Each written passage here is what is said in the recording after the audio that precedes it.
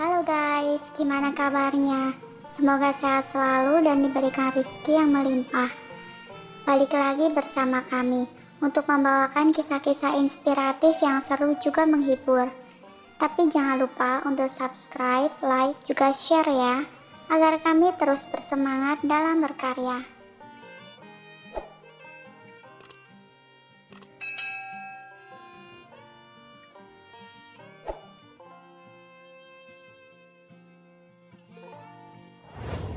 Cerita Abu Nawas menjebak seorang pencuri. Pada zaman dahulu, orang berpikir dengan cara yang amat sederhana. Dan karena kesederhanaan pikir itu, seorang pencuri telah berhasil menggondol 100 keping lebih uang emas milik seorang saudagar kaya.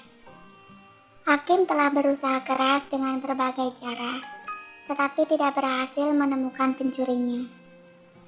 Karena merasa putus asa, pemilik harta itu mengumumkan kepada siapa saja yang telah mencuri harta miliknya.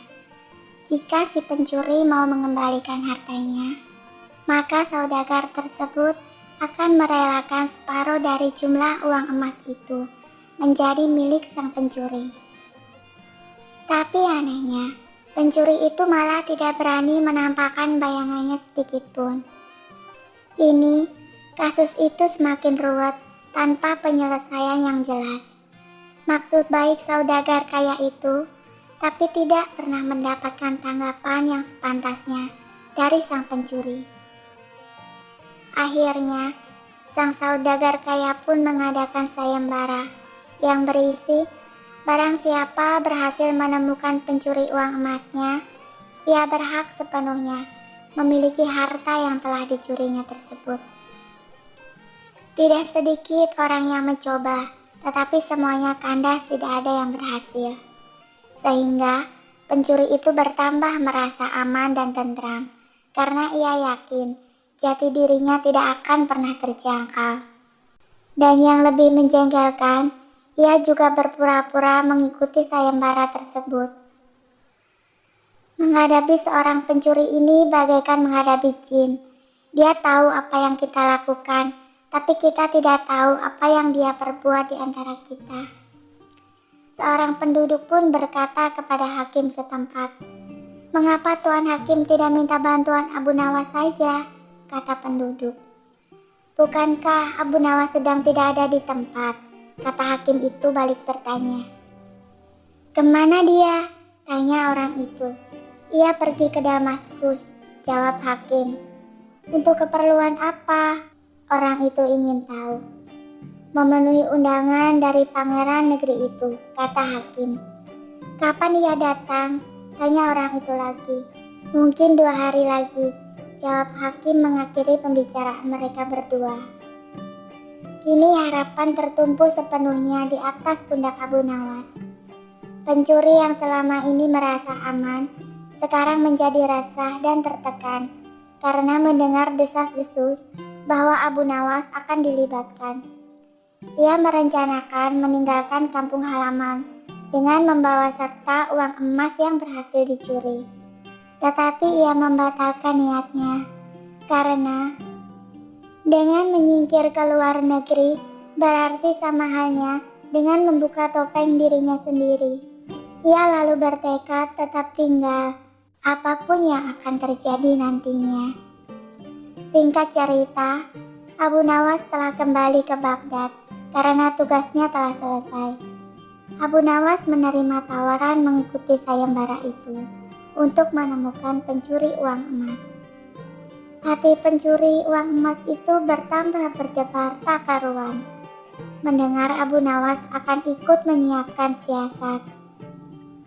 Keesokan harinya, semua penduduk dusun diharuskan berkumpul di depan gedung pengadilan.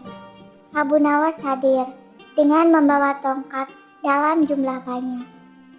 Tongkat-tongkat itu mempunyai ukuran yang sama panjang. Tanpa kata-kata, Abu Nawas membagi-bagikan tongkat-tongkat yang dibawanya dari rumah. Lalu Abu Nawas memohon izin agar semua peserta sayembara menerima tongkat pemberiannya tersebut.